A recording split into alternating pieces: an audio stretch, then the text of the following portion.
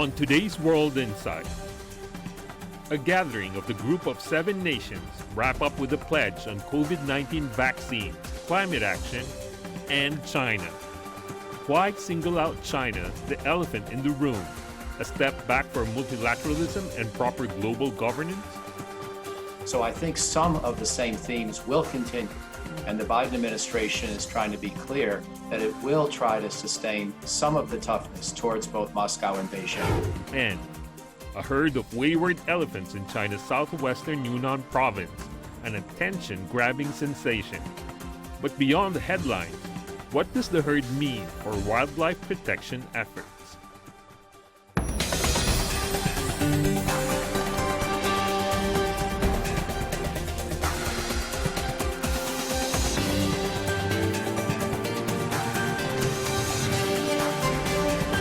Here is our host, Tian Wei. Hello and welcome to World Insight. This is Tian Wei in Beijing. The 3-day Group of 7 summit and also the NATO summit has drawn to a close, with leaders of the Club of 7 nations signing a communique. It touched upon several matters like COVID-19 vaccines, climate change, and China. The G7 agreed to donate 1 billion vaccine doses to poorer countries. On climate change, there was a pledge to honor existing commitment to offer 100 billion a year for climate action. What has drawn attention is a new initiative coming out of the meeting, the so-called Build Back Better World Plan, which was touted as a direct counter to China. Leaders also issued a critical communique that delved into China's internal affairs. In response, a spokesperson from the Chinese embassy in the UK cried foul over the critique, saying a small club of nations do not rule the world. On this, let's loop in our panelists. The 2021 NATO summit was a first in more ways than one. The first time U.S. President Joe Biden attended the meeting of transatlantic allies. And the first time the group dedicated so much attention to China, singled out 10 times in the final communique, in the clearest sign yet of NATO's converging concerns over China's growing influence.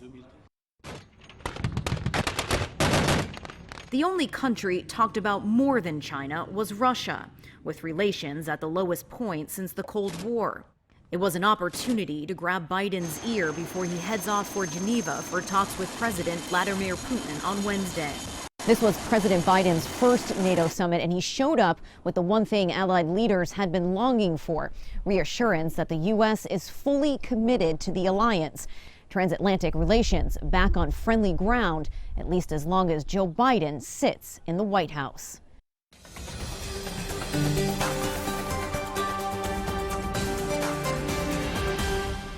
For the G7 summit and also the NATO meeting in D.C., we have Michael O'Hanlon, Senior Fellow and Director of Research for Foreign Policy at the Brookings Institution. He's also of the author, The Art of War in an Age of Peace, U.S. Grand Strategy and Resolute Restraint.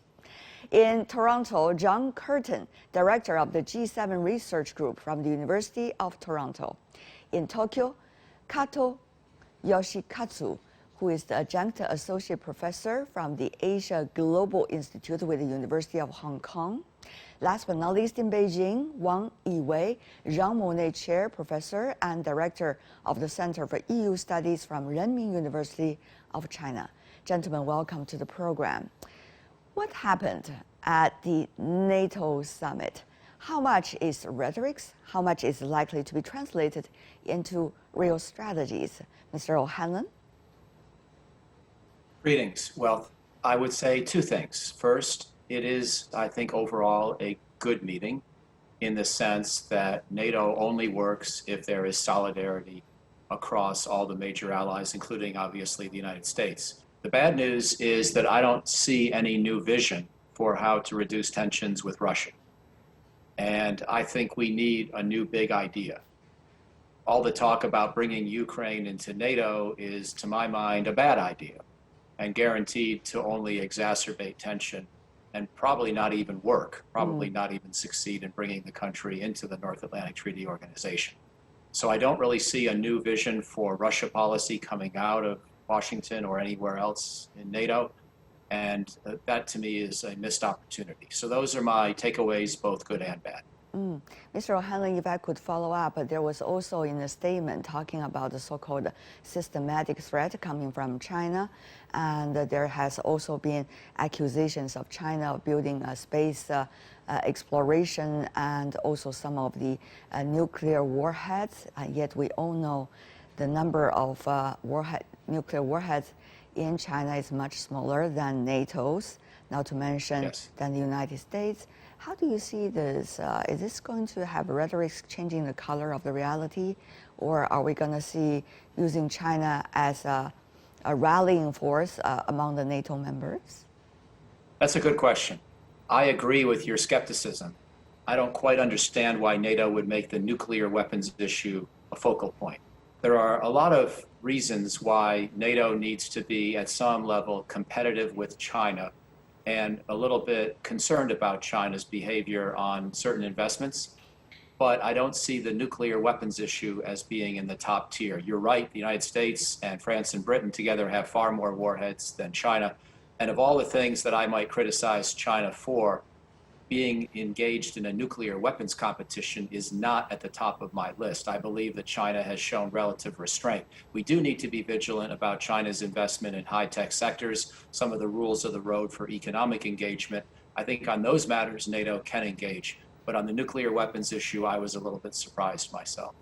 Mr. Curtin and Mr. Kato, how do you see the outcome with the apparent rhetorics? Well, I thought it was a good NATO summit for different reasons. The first was President Biden's very firm statement, definitive, clear, that he believed not only in NATO, but in Article 5. And that's exactly the kind of reassurance that our frontline friends in the Baltics, in Poland need, and that Mr. Putin needs to hear. The second, in reference to Ukraine, I think what Mr. Biden was most eloquent on, and yes, a somewhat folksy way, is that Ukraine has to meet all of the conditions for membership, no corruption, rule of law, and a lot more, and that it wasn't up for the United States to decide alone. It was all of the allies, and there's a diversity of views on that. So there's no fast track there. And the final thing, NATO finally has put the natural environment back on the agenda after about half a century, the focus on climate change. And that is one area where we know, and Mr. Biden and others said it at the G7 summit, that we have to cooperate with Russia because our big superpower are right next door up in Alaska, north of Canada too. All right. Mr. Kato? Japan is not a member of NATO, but Japan's relation with NATO. In this sense, I think our Prime Minister attended G7 and he won the full support from G7 leaders on holding Olympics. This is maybe the biggest diplomatic achievement for Suga. And in terms of vaccination, because Japan is obviously very backward. Professor Wang, you have heard members of the G7 and also NATO's our guests coming from those countries talking. To you, what is interesting coming out of the two meetings? This is a very crucial summit for NATO. Since the end of the Cold War, there's a legitimacy crisis for NATO. They lost the traditional adversary, Soviet Union, and also the military bloc. And then the September 11th saved NATO for untraditional threat. Now NATO withdrew the troops from Afghanistan, so they need so-called the adversary to keep the existence. The U.S. relations with NATO we can describe as that what the U.S. wants to do, NATO not necessarily follow. But if the United States do not want NATO to do, definitely NATO cannot do. So that means the U.S. now have so-called China phobia. They want to sell this to all the other members of the G7 and NATO, but not necessarily there can be a positive response. For instance, in the President Macron says the G7 NATO cannot be the anti-China group. Yes, because 30 member states of NATO, the European Union is more than 23. So if, according to the principles of democracy, voting unanimously, and then I don't think you can put China as a threat or enemy, adversary, a stance. However, U.S. still contribute more than 70% of the budget, and then also demands the wisdoms of the even the muscles of the NATO. Depends on the U.S. However, most of the NATO members agree that China is challenged by not as an adversary or enemy. Most of them still think about Russia as a traditional threat to NATO. We're very worried about that NATO will put more and more on China to replace or parallel us with Russia as the common threat. On the other hand, Professor Wang, I have to follow up because the statement coming from the spokesperson from China's EU mission suggests that China will not forget the bombing of the Chinese embassy in Yugoslavia. And also, if NATO's policy toward China will go toward systematic challenge as described in the statement, China will not sit still. How would you understand these words? And Professor, do you see there is likely to be a downslope, dramatic downslope, as a result of the apparent consensus between the United States and its NATO partners? Well, there are two obstacles between China and NATO due to some cooperation. First of all, you mentioned about the history. The bombing of our embassy in Belgrade, of course, the Chinese people remember very clearly. But I think the Chinese people understand that this is a U.S. bombing in the name of NATO. It's like Korean War. It's a China-U.S. confrontation, but in the name of the United Nations, 1950s. So that's very clear. Secondly, it's China-Russian relations. China very concerned about Russia's response. So any engagement with NATO is very limited and consult with Russia. But now, because so many challenges we face in company, so we need to go beyond that two obstacles. And most importantly, I think the China-U.S. should build some consensus to not to repeat the tragedy of Cold War. All right. Now, Mr. O'Halloran, many understand that there needs to be a rallying force inside the United States for the U.S. to overcome many of its domestic challenges and its international challenges as a result of absence of diplomacy over the past 5 years. But will picking up China and picking up Russia continuously be the way out? Many have that question, particularly in terms of its sustainability, Mr. O'Halloran. It's a great question. I would remind you that some of the roots of our tougher policy towards China and Russia go back to the Obama administration. It was really around the year 2014 when, from an American perspective, we can debate whether the United States was right, but from an American perspective, it was around that time when relations started to deteriorate. Obviously, 2014 was a crucial year with Russia because of the annexation of Crimea and the ongoing aggression in the Donbass, the shoot down of the Malaysian jetliner. All of that goes back to 2014. With China, it's more gradual, but the point is it's not just Trump. It wasn't just Trump. It was even the previous administration where Biden was vice president. So I think some of the same themes will continue.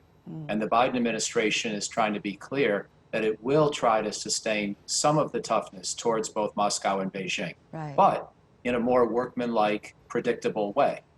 And what does that mean? Well, it's going to depend on the issue. It's going to depend on the policy, and it's going to be hard. I'm not completely happy with how they're doing. You heard me already criticize that we don't really seem to have a Russia policy. Doesn't really seem to all add up to me. How to handle Ukraine, for example. Very interesting. On China, please. Yeah. Sorry, on China, we have this issue of compete, cooperate, and only confront when necessary. You know, that's a reasonable framework, but how do you apply it issue by issue? So this is the kind of thing we have to debate in detail and get the individual policies right. Do you have the fear, as some experts do, with the upcoming midterm election in the United States, that the political wind might swish everything into the extreme end. And we also see even President Biden breaking out of tradition, talking about the Republican Party on the sidelines of a NATO summit from the earlier tradition of U.S. president not to talk about internal issues, internal politics during that occasion. By the way, also, you talk about China's behavior in your answer about who to blame, quote unquote. That seems to be a question often asked these days. But if you look at the internal problems inside the United States, racial issues, wealth gap, and the list goes on, it goes back much earlier than 2014, one could argue. Right. So, Mr. O'Hanlon, on these complicated issues, please. Yeah, well, first of all, you're right. And I think that if China and the United States can each be friendly critics of each other, we can perhaps make this a good competition. Because I think the United States needs to get a lot better on race relations, needs to get a lot better on internal cohesion, needs to get better on how we handle our poor and middle class workers. And so when Chinese friends criticize us for not doing enough, you're right. I don't disagree. And if the dialogue can be constructive in both directions, there's no harm in that. On the issue of the midterm elections, I think that the Republicans probably will do pretty well. But the interesting thing is that may actually help Biden or Vice President Harris in 2024. Because to me, for foreign policy, the big question is who will win the next presidential election in the United States? And for me, it's crucial that Donald Trump not win. Right. And therefore, if you look at the dynamics of our history, often if the opposition party does well in the midterm, like, for example, the Republicans did well in 1994, then Bill Clinton won re-election very easily in 1996 because he could conjure up the fear in voters that they would otherwise give the whole power structure in Washington to the Republicans. And so, to be honest with you, Joe Biden may actually benefit if the Republicans have a good midterm election. Well, of course, we also heard about the legends of the so-called lame duck president, as President Obama was suffering from during his second term. But anyway, that's the internal politics. Even though as rich as it is, I want to move on to Mr. Kato. As you have already noticed, there are a lot of nuances about the United States and where it is going, and there's certainly going to have an impact on the relationship between the United States and others as well, including from China and also including from its NATO partners, G7 partners. So how do you see these nuances from your where you are? Sure. As other guests said, I think now the rise of China is a reality, and Japan is seeing the strategic rivalry or competitions between the U.S. and China is a reality, but it should be manageable. In this sense, Japan, why from Japanese perspective, why I would say, we are welcome to see G7 is back based on shared value, because in the U.S. and Japan, our alliance should invest on multilateralism very much. And this is the only way for Japan to deal with China, because thanks to our peaceful pacifist constitution or our history, so it's the only way for Japan to manage the relation with China, in the framework of the U.S.-Japan alliance. And in this sense, the multilateralism should be the most legitimized framework. So in this sense, I would say, from G7 summit to NATO, I think it is a good thing to talk and deal with China unambiguously. There is worry and concerns, Mr. Kato, that Japan might want to cash in on the apparent concerns about China and the U.S. trying to establish China as a competitor / a rivalry in order to rally its domestic politics. Mr. Kato, do you see it is smart for Japan to do so or not as China's closest neighbor? Yes, China has been the biggest trading partner for Japan. So even for Abe and Suga, the maintaining the economic ties with China is always the crucial issue for their legitimacy. But looking at the U.S.-China strategic rivalry, that is multidimensional. Sometimes cooperative, sometimes competitive, sometimes strategic, sometimes geopolitical. This is going to be more multidimensional. So the things are changing very complicatedly. So for Japan, we cannot deal with China independently. this is not good or bad, but this is the reality since the end of World War II. We have to depend on US-Japan alliance, but we shouldn't exclude the right of China. We need to learn how to work with China. In this sense, we hope US-China strategic rivalry should be manageable, and Japan should do something on that. I see. What is your expectation for the meeting between the U.S. president and the Russian president likely to take place on Wednesday, Mr. O'Hanlon? I don't think there will be any big developments or big mistakes, because I think that President Biden has already been criticized enough, even for having the meeting, that he's being very careful not to let himself somehow be duped by Putin. However, I am still a little nervous that we go into this with no clear sense of what we want US-Russia or NATO-Russia policy to be. There's not really the sense of a big new review or vision or concept. We lifted some sanctions on the companies involved in Nord Stream 2 without really explaining why. Biden and Putin get into this sort of slightly silly exchange about who's a bigger killer. It feels like there hasn't really been enough preparation. And so I hope I'll be disabused of that concern. And at least I don't really worry about a major debacle, but I'm not expecting anything momentous, and I'm a little bit nervous. Professor Wang? The strategic autonomy for the Europeans, a long way to go, particularly in the military and some new technology. When you don't have your own search engine, too much rely on external force, that's a tragedy. Thank you so much, gentlemen, for joining us. Michael O'Hanlon, John Curtin, Kato Yoshikatsu, and Wang Yiwei. And this is World Insight. Coming up, a herd of wayward elephants in China's southern Yunnan province. An attention-grabbing sensation, but beyond the headlines, what does the herd mean for wildlife protection efforts?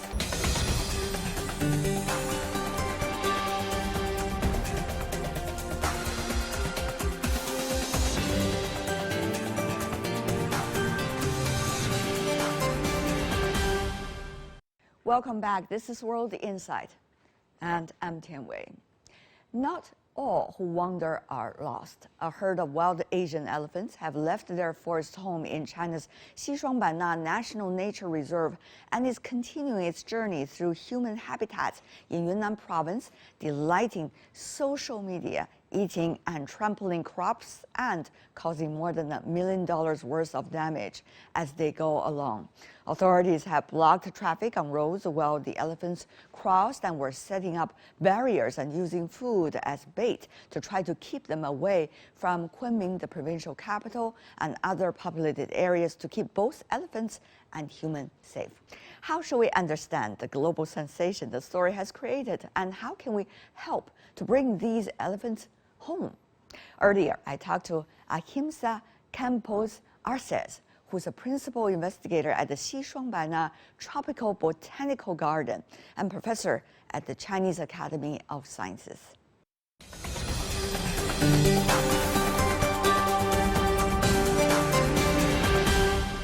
What we are seeing here is a group of elephants dispersing away from the natural home range. So I think it's important to understand this is not a migration episode. And I know people are talking about migration, but we are not aware of any migration behavior among Asian elephants nowadays. This is a bit different. This is a dispersal behavior. This is when animals leave the home and they go somewhere else that they don't know. So then these elephants decide to leave the home for some reason, but they don't know exactly where they're going. They're not looking for a particular place. They're looking for a suitable environment to establish and maybe create a new environment, a new home range, or maybe eventually try to come back to the place. So dispersal is normal, and that happens not very frequently, but it's part of the expected behavior of elephants. But what is very unusual in this case, that these elephants went so far, and they were outside of the recent historical range of elephants, going into new climatic zones and going into very different environmental conditions, and of course going into these high human density areas close to Kunming and some other towns. So then it's very exceptional, but we need to understand that it's part of the behavior of elephants. These elephants seems to be taking their time, There are a lot of human interest stories, or shall I say, elephant interest stories going on social media about the elephants drinking the alcohol and having a big nap and opening the tap of the water and try to water the whole herd's members and also try to save the small elephants from dropping into the ditches. One after another, it seems that there's a very up close human observation of how smart, in fact, this large mammal is, the elephant. Yeah. Elephants are extremely intelligent. Always surprising to observe them because you realize how many common elements they have with human behavior. So in many ways, they are social animals. They have affect for each other. They really care in ways that we don't think of many animals having that kind of relationships. So when people observe them and we observe them kind of solving problems or even being silly, because elephants make many silly things, even make many bad decisions. Yes. I think that attracts people interest. In Sri Lanka, people say that watching kids and watching elephants, you never get bored.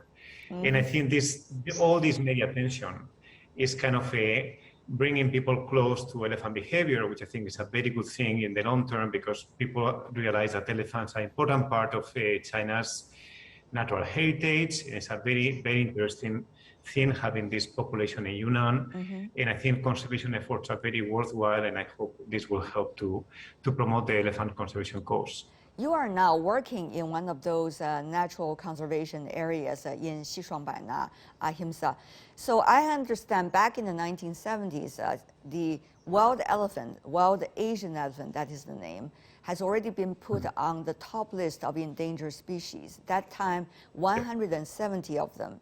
Now, according to the latest number I could get access to, it's about 300 to 400 wild Asian elephants. Now, could you help us to understand what has happened, Ahimsa, over the past 3 decades, 4 decades, in terms of human activities, its interaction with the wild elephants? Let's just say in Yunnan, Xishuangbaina, first of all. Maybe 4,000 or 5,000 years ago, elephants were very widespread in China. Up north, up to Beijing, there were elephants. So in all these millennia, elephants have been retrieving and going to smaller areas. So 200 years ago, there were elephants left in Guangdong and Guangxi and Yunnan. In the 20th century, the population became very small. So as you say, by the 1970s, they were restricted to southwest Yunnan. Mm-hmm. By the 1990s, they were limited to very small areas, very, very small, a nature reserve called Mongyang here in Xishuangbaina, in some border areas with Myanmar and with Laos. Mm-hmm. But then several things happened. We're dealing with very complex system. But something very important happened is that elephants became protected, and they were protected on paper, but also in reality. So then, since the mid-1990s, elephants began to increase in numbers, but also expand geographically from these small areas that have been coming out and going out. So then elephants became protected. By being protected, they were breeding and they were beginning to increase in numbers. As they increased in numbers, they began to go to new areas and they found it was safe. So then they realized that they could go to places that maybe 20, 30 years ago would have been dangerous for them. So they began to go more into human-dominated landscapes. And what happens there is that there is a lot of food for elephants. Elephants love our crops. So they found a huge amount of food, and then they lost fear and continued to expand. So what we have now is a growing population. This is very good. We want the elephant population to increase. But of course, this comes with some side effects. So I think what we have is that conservation is working. I think the ecological civilization is happening. At least for elephants, things are much better now than they were 40 years ago. And I will claim that there is no safest country for an Asian elephant than China.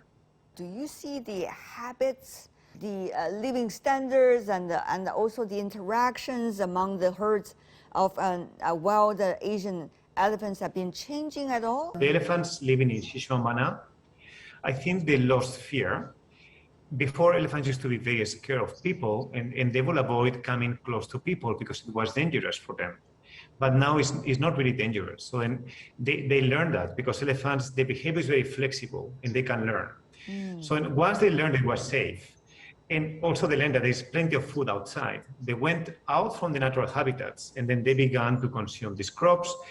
And what I can tell you from a biological point of view is that these elephants in general, they are very well fed. So the body condition is very healthy. The condition is good. Yeah. They have many babies, which indicates that they are doing very well physiologically. And then the geographical expansion means that the conditions are being favorable for them. Right. So then they change their behavior by being less shy and not avoiding people as much as they used to do before. Right. We noticed this herd of elephants. Quite a number of big elephants, grown-ups, but there are smaller elephants.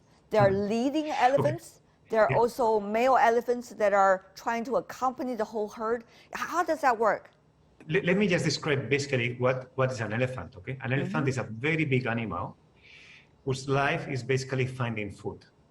And once a while finding mates. But because elephants have not natural enemies or no natural predators, all the life is just finding food, which is a very difficult task.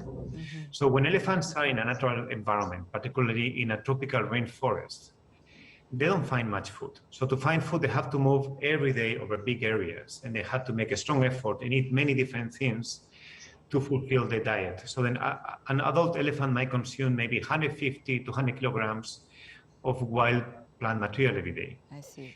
But when elephants can consume crops like rice or corn, they could get the calories much faster.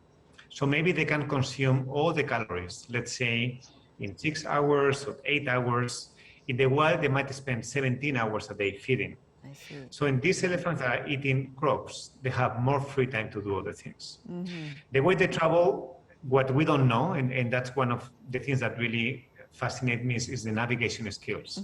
We don't know how they can identify the areas, but we know they are very good at navigating. We suspect they have some kind of mental map of the places they know. Oh, I see. So in most cases, they can go over long distances and they will know how to come back. The herd that has gone north, they don't know that environment. They left the natural, any memory they could have was lost maybe around May last year. So then for the last year, they have been moving in areas that they don't know. They don't know where they're going. And I suspect they will not be able to find a way back if they try to do. I think they will have to find a new place to establish. And the way they move, there's always the older individuals in the group, the old females, are the ones that will lead the movement. And then they will have to adjust speed to whatever the babies can follow. The baby are the limiting factor. Yes. The babies cannot walk too fast, so the family will have to adjust to the movement of the babies. And the males, the big males, they don't belong to the family. They might join sometimes, but they normally move separately. So what we see is a family of elephants moving around looking for a place to establish. Yeah. So you see the different roles of male and females in this herd? Elephants are a matriarch-based society. So what you have is the grandmothers living with the mothers and aunties and living with the daughters and the sons. So then these are the ones who will be making the decisions and leading the group. After traveling hundreds of kilometers from their home and trampling their way through crops and towns, a herd of wandering wild elephants are now near the city of Yunnan. With precautions and surveillance taken by the local authorities, people and elephants are safe and sound so far. But what's behind their unusual trip? I asked that question to experts.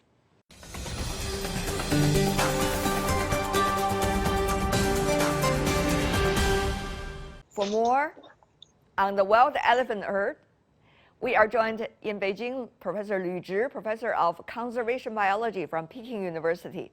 Also from Beijing, Professor Zhang Li from the Department of Ecology with the Beijing Normal University. He's also a member of the World Conservation Union's Asian Elephant Specialist Group.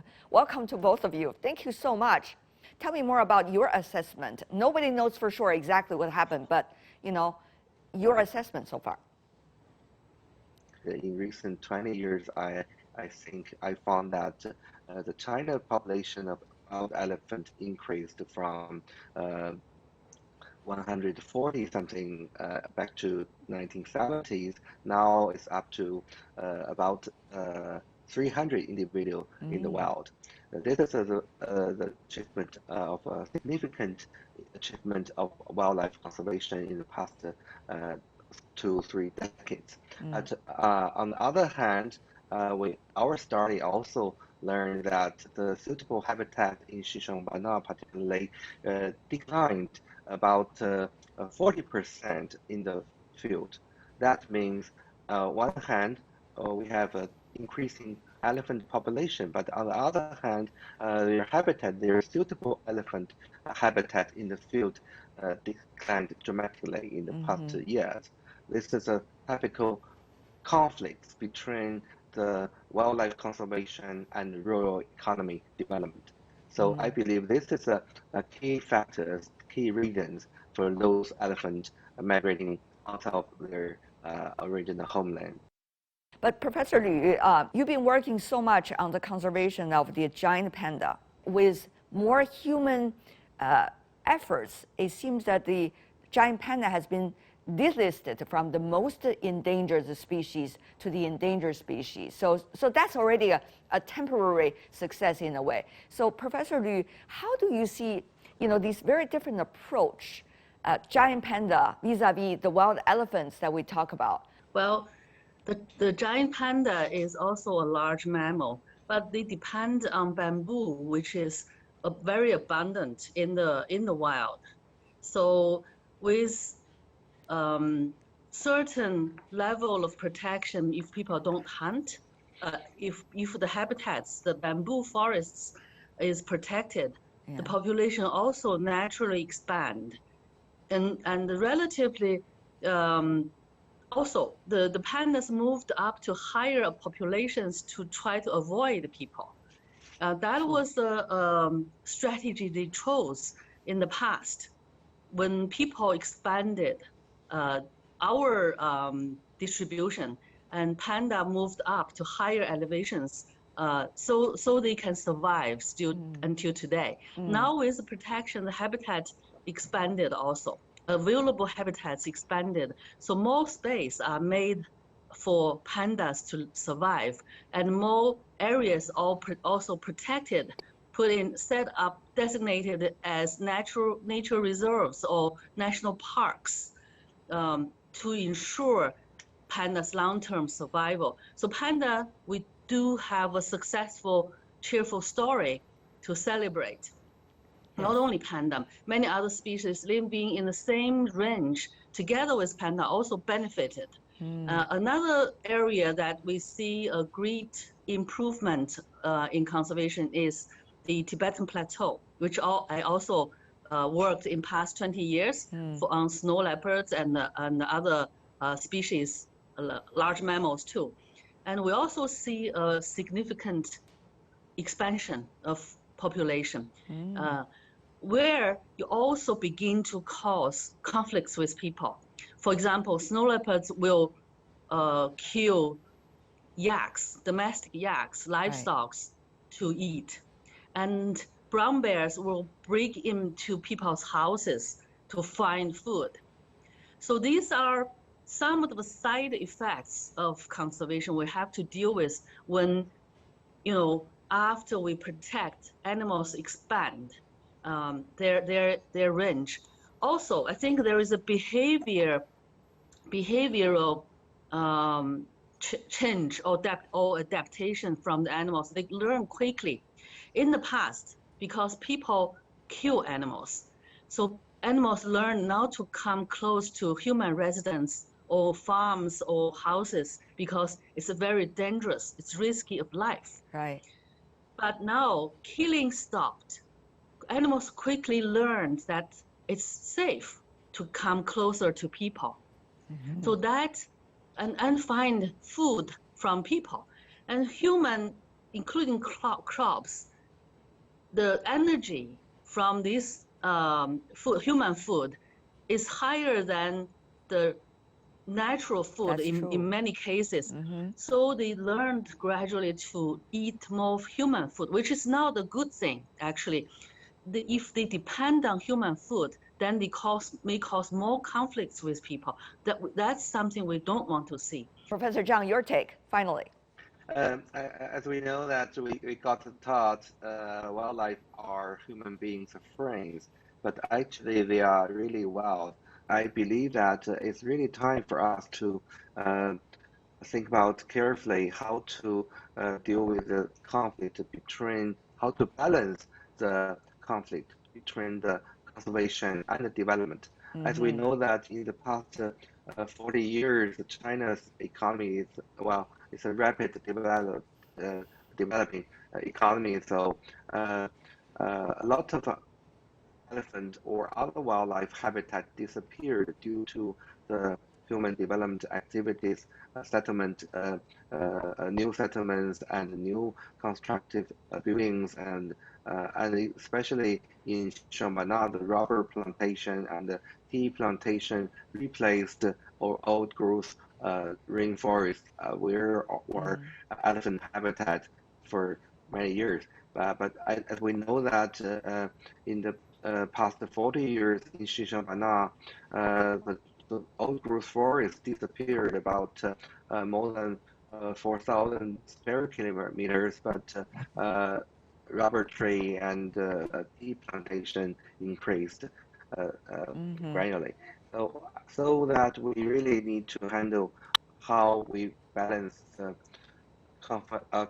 conservation and development, and we need to consider how to preserve the last habitat for not only elephants but also wildlife living in the rainforest. Meanwhile, we still need to consider the needs for local rural development, because the local people, well, they still have a need for their rural economy development. So this situation, not only conservationists need to consider, but a different level of government need to consider. Right. So we have a very good policy, such as ecological compensation policy, and we did pay, the government did pay elephant corroborating insurance for local people, but it's not enough. We need to consider more for protective elephant habitat. You know, this is a fascinating topic. In fact, it is not just about following a herd of 15 wild elephants around, Yunnan and beyond. It is really about the hidden messages behind this story and what it means, how it could be of inspiration for future solutions for all of us. Thank you so much for both of you. I'm looking forward to following both of you in following the stories about these wild animals in now the human areas. Lu Zhi, Zhang Li, thank you so much. The Asian wild elephant story continues. That's all the time we have for today. If you'd like to see more, search World Insight or check out our YouTube channel. Follow us on Twitter and Facebook. I'm Tian Wei. On behalf of the team, thanks for watching.